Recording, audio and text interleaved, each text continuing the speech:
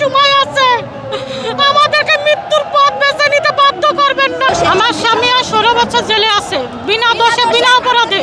আর 16টা বছর তাকে বিনা দোষে জেলখানায় বন্দী করে রাখা হয়েছে।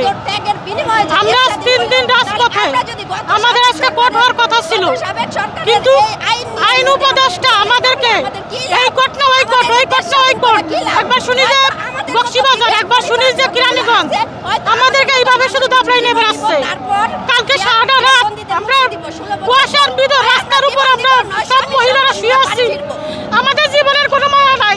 আমার স্বামীর অল্প দিনের চাকরি, আজ 16টা বছর জেলখানা পচে মরতেছে, আমাদের কোনো সুরাহা হচ্ছে না।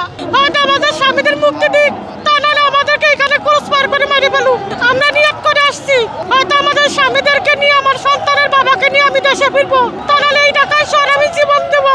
এই জীবন আমরা চাই না।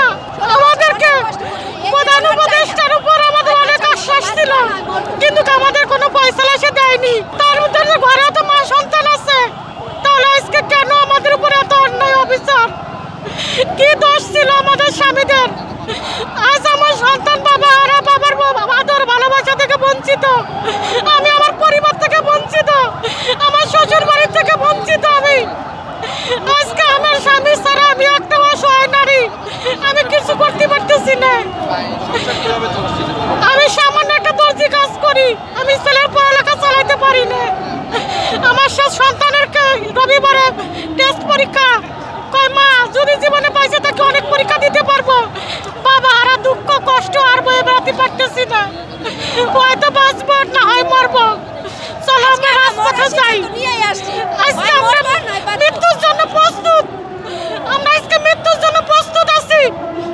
প্রধান উপদেষ্টা আমাদেরকে নিচে এসে ফায়ার করুক, আমরা জীবন দিয়ে দেবো, আমরা আর কোনো বাধা মানতে রাজি নাই।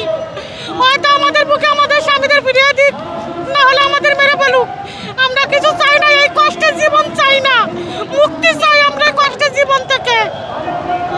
যখন আপনার হাজবেন্ডকে এরকম সাজা দেওয়া হয় বা জেলে নেওয়া হয়, তখন আপনার বাচ্চার বয়স ছিল কত?